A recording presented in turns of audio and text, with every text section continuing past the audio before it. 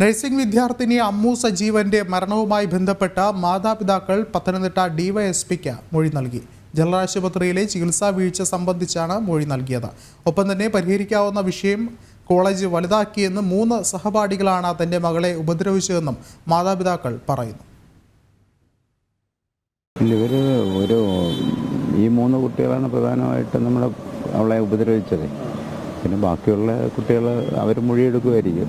ബാക്കി കോളേജിലുള്ള കുട്ടികളുടെ എല്ലാം എടുക്കുമെന്നാണ് പറഞ്ഞത്. സാർ പറഞ്ഞു. ഇനി ഇവളുടെ ഈ മെഡിക്കൽ നെഗ്ലിജൻസ് ഒരു കാര്യമായിട്ട് നമ്മൾ പറഞ്ഞിട്ടുണ്ട്. പിന്നെ ഈ കോളേജിൻ്റെ ഭാഗത്തുനിന്ന് അധികൃതരുടെ ഭാഗത്തു നിന്നുള്ളൊരു വീഴ്ച, ഇത് രണ്ടെണ്ണമാണ് പ്രധാനമായിട്ട് നമ്മൾ പറഞ്ഞത്.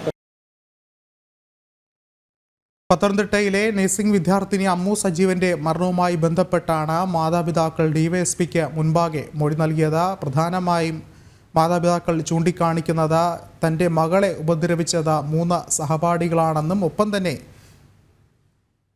ഈ ഒരു വിഷയത്തിൽ ഗുരുതരമായ വീഴ്ചകൾ കോളേജിൻ്റെ ഭാഗത്തു നിന്നൊക്കെ ഉണ്ടായതായും മാതാപിതാക്കൾ ചൂണ്ടിക്കാണിക്കുന്നുണ്ട്. കൂടുതൽ വിവരങ്ങളുമായി മിഥുൻ മുരളി ചേർന്നുണ്ട്. മിഥുൻ, എന്താണ് മറ്റു വിവരങ്ങൾ? ഡിവൈഎസ്പി നന്ദകുമാറിനാണ് കേസിന്റെ അന്വേഷണ ചുമതലയുള്ളത്. നേരത്തെ കേസ് അന്വേഷിച്ചിരുന്ന പത്തനംതിട്ട SHOയിൽ നിന്ന് കേസ് ഫയലുകൾ ഡിവൈഎസ്പി കൈമാറുകയും അന്വേഷണം ആരംഭിക്കുകയും ചെയ്തിരുന്നു. ഈ ഡിവൈഎസ്പി ഓഫീസിലെത്തി ഇന്ന് മൊഴി നൽകി അമ്മുവിന്റെ മാതാപിതാക്കൾ. മൊഴി നൽകിയതിനു ശേഷം അമ്മുവിന്റെ മാതാപിതാക്കൾ പ്രധാനമായും പറഞ്ഞിരിക്കുന്നത് നേരത്തെ ആരോപിച്ചിട്ടുള്ള കാര്യങ്ങൾ തന്നെയാണ്. പത്തനംതിട്ട ജനറൽ ആശുപത്രിയിലെ ചികിത്സാ വീഴ്ച സംബന്ധിച്ചിട്ടുള്ള കാര്യങ്ങളിൽ കൃത്യമായിട്ടുള്ള മൊഴി നൽകിയിട്ടുണ്ട്. ഈ ജനറൽ ആശുപത്രി പ്രവേശിപ്പിച്ചതിന് ശേഷം അമ്മുവിന് കൃത്യമായിട്ടുള്ള പരിചരണം നൽകിയിട്ടില്ല എന്നുള്ളതായിരുന്നു മാതാപിതാക്കൾ നേരത്തെ ഉയർത്തിയ ആരോപണം. ദൂരം കുറവുള്ള കോട്ടയം മെഡിക്കൽ കോളേജിലേക്ക് അമ്മുവിനെ കൊണ്ടുപോകുന്നതിന് പകരം തിരുവനന്തപുരത്തേക്കാണ് കൊണ്ടുപോയത്. തിരുവനന്തപുരത്തേക്ക് കൊണ്ടുപോകാൻ മാതാപിതാക്കൾ ആവശ്യപ്പെട്ടില്ല എന്നുള്ളതും കുടുംബം ആരോപിക്കുന്ന പ്രധാനപ്പെട്ട കാര്യമായിരുന്നു.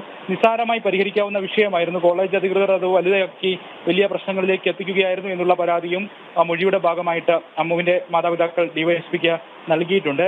അമ്മുവിന്റെ മരണത്തിന് 1 ആഴ്ച മുൻപാണ് അമ്മുവിന്റെ പിതാവ് ഈ 3 വിദ്യാർത്ഥിനികളെ സംബന്ധിച്ചിട്ടുള്ള പരാതി കോളേജ് പ്രിൻസിപ്പലിന് നൽകിയത്. പക്ഷേ അതിൽ കൃത്യമായിട്ടുള്ള നടപടികൾ കോളേജിന്റെ ഭാഗത്തുനിന്ന് ഉണ്ടായില്ല എന്നുള്ളതായിരുന്നു അമ്മുവിന്റെ കുടുംബം ഈ കാര്യത്തിൽ ഉന്നയിച്ചിരുന്ന കാര്യം. കൂടുതൽ ആളുകളെ കേന്ദ്രീകരിച്ചുകൊണ്ടുള്ള അന്വേഷണം വേണം എന്നുള്ള കാര്യവും കുടുംബം പ്രധാനമായും ഉന്നയിക്കുന്ന കാര്യമായിരുന്നു. ഈ കാര്യത്തിലും പോലീസിനോട് കൃത്യമായി തന്നെ വിവരങ്ങൾ പറഞ്ഞിട്ടുണ്ടെന്ന് അമ്മുവിന്റെ മാതാപിതാക്കൾ പറയുന്നുണ്ട്. നേരത്തെ പലതവണ അമ്മുവിന്റെ കുടുംബം പറഞ്ഞതുപോലെ ഹോസ്റ്റൽ കെട്ടിടത്തിന് മുകളിൽ നിന്ന് ചാടാൻ സാധ്യതയില്ല എന്നുള്ള കാര്യത്തിൽ മാതാപിതാക്കൾ ഉറച്ചു നിൽക്കുകയാണ്. മുഖ്യമന്ത്രിക്ക് നൽകിയ പരാതിയുടെ അടിസ്ഥാനത്തിലുള്ള മൊഴിയും ഇന്ന് രേഖപ്പെടുത്തിയിട്ടുണ്ട്. നീതി കിട്ടുമെന്നുള്ള പ്രതീക്ഷയിലാണ് തുടരുന്നതെന്നും അമ്മുവിന്റെ മാതാപിതാക്കൾ ഡിവൈഎസ്പിക്ക് മൊഴി നൽകിയതിനു ശേഷം പ്രതികരണത്തിൽ അറിയിച്ചിട്ടുണ്ട്. മിഥുൻ മുരളിയാണ് വിവരങ്ങൾ നൽകിയത്.